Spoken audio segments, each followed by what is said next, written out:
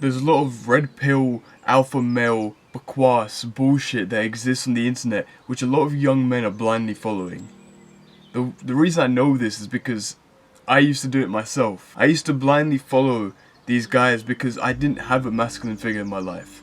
Didn't have my father to teach me these sort of things. He was around, but he just didn't teach me these things. So I had to follow some stranger I saw on the internet who had a bit of conviction in his voice, who seemed like that he knew what he was saying and he knew what he was doing. So I just decided to follow it blindly. And it wasn't until I got into a relationship where I discovered things such as love, connection, memories, moments, where then I realized how stupid this entire commotion on the self-improvement side actually was. I think people forget that self-improvement, as much as it's about yourself, it's about how you dictate yourself in your relationships. Self-improvement is about the relationship that you have with yourself. And the relationship that you have with yourself dictates how you have relationships with other people. So if you have this alpha male, red pill, stupid mindset, and then it's like, oh, I'm gonna be so harsh on myself, you're masculinity, man. It's like, and you're out here fucking smoking your fucking cigars, thinking you're the shit. You're not gonna treat anyone else in the way that they deserve to be treated. You won't come across as a leader. You won't come across as the masculine man that you want to be. You're always gonna be a piece of shit. Thing is, right, let's look at the relationship graph. It's an exponential graph. So essentially at the start, the dopamine you get from the relationship starting is here. Like, this is the start. And for the next 2 weeks, it's exponential. And then after the 2 weeks and a bit, maybe a bit further, it's like, it varies. It'll flatten out. And your dopamine from just simply sitting in a relationship falls down. That's because once it flattens out, that's when you have to put the effort in. That's when both of you have to find a game that you both want to play. That's when it becomes difficult. That's when it gets hard. But no one wants to do that. And all these red pill fucking influencers are telling you to switch relationships or cheat on your girl when it gets boring. You got bored in your relationship because of yourself. It's your fault. You're unable to take your girl out or to bring a spark in the relationship. As the man, you're the man in the relationship. And you expect her to come out and be like, oh, let me take you out to this. You're the person who's supposed to keep it alive. You're the one who's supposed to keep sparking the fire. And then she'll come along with it. It's not like she won't be putting any effort in. It's that if she doesn't see that you're even fucking trying, why should she? A lot of these alpha male influencers obviously telling you to switch relationships or have multiple girls. The one thing that they don't understand is that they're simply chasing dopamine. They're chasing the response from getting a new girl. They're chasing the 2 weeks at that 2 week time period where something's new and it feels great. The problem with chasing that 2 week time period, it's like watching porn. You're chasing the benefit. You're chasing the outcome.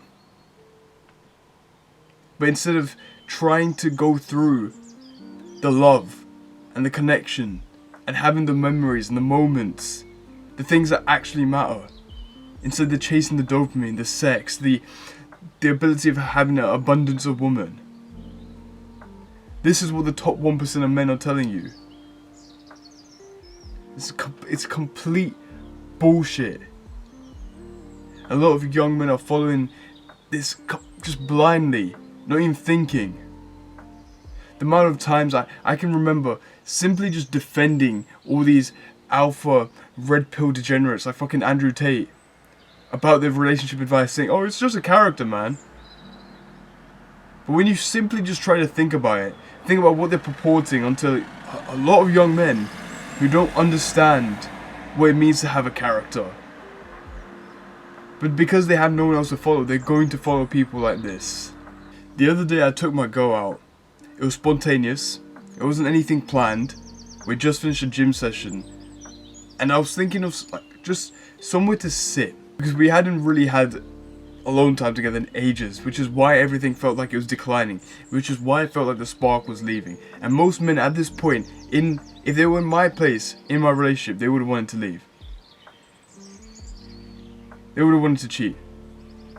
They would have wanted to move on. Instead of putting that little bit of effort, it was a little bit of effort to keep it all alive. All I had to do was think of something spontaneous, something fun to do, and I took her to this really, really beautiful park near where I live. I think it's like a 10-minute drive. And we just walked around it. We explored the forest a bit. We sat in nature. And what you notice is that if you do this with your girl, if you get in a relationship, don't be lonely, bro. But like, when you eventually get in a relationship, if you go with your girl to the park, to nature, you notice her inner feminine really comes out. Because nature in general is a really feminine thing. That's not to say that us men shouldn't go out in nature because it's so feminine, we have to be masculine. No. We should be going out to nature. We should be experiencing the environment. The trees, the leaves, the sun. That's all. As much as it's a feminine thing, that's why it's called Mother Nature. It's something that we all should be experiencing. But when you take your girl out to places like this, her inner feminine really gets released. And you'll notice that. And then if you embrace the moment and you're present, you'll notice your relationship gets a lot stronger. Gets a lot better. You'll enjoy the time a lot more. And I only realized that when I took her out on that one spontaneous date. Because I wasn't thinking about chasing dopamine. I wasn't thinking, oh, if I do this for her, then I'm going to get this. It wasn't transactional. It was just something that I felt like we had to do. And I chased the moment. I chased the love. I chased the memory. And chasing the moments has got to be one of the most beautiful things that you can do, compared to chasing the dopamine of what could happen. The dopamine of relationships isn't what makes the relationship. It's the moments. It's that spirituality they have with each other. And I guess this concept kind of passes further along to, well, in general, to yourself. Say you are in a relationship, you might think that this doesn't apply to you, but it does. You're on this journey of self-improvement. You're on this path. You've gone down the right path. And I've seen a lot of people start switching to this path. It's a great thing. But you don't want to chase that, oh, if I do this, then I will get this feeling. You don't want to chase that dopamine. You don't want to chase the feeling at the end. You want to chase the moments of the journey. The thing that makes it valuable. The thing that it makes it worth telling. This is your story. This is your movie. You're the main character. Whenever we watch a film, we don't essentially care that much about when everything is resolved and everything's relieved. That's not what gives us the dopamine. It's the moments in the film that really make us think. It's the moments that have value. It's the moments that maybe you wouldn't even think it was the biggest thing. It wasn't the one with dinosaurs. It wasn't the one where they had the big battle. It was maybe the point where there was contemplating about decisions, or the grind towards that last point. That's what we respect about the movies. That's what you have to think about for your movie, for your story. Your grind, your moments is what's going to make your journey. That's what's going to make a story worth telling, a journey worth pursuing. It's not the end point, it's not the dopamine. It was never about the dopamine. It was always about your story. It was never about the outcome. It was always about your inputs and your journey towards the outcome. And that's something really important to realize. We always talk about this concept of dopamine and dopamine detox and all these spikes in dopamine, falls in dopamine.